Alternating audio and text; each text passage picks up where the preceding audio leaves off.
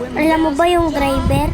Kung gaano pinagpala. Isipin mo karamihan graduate lang ng high school. Yung iba elementarya. Pero wag ka. Ilang milyon presyo ng sasakyan ang ipinagkakatiwala sa kanila. Dahil sa totoo lang, sa realidad ng hanap buhay, tiwala ang hindi nababayaran ng kahit anumang halaga.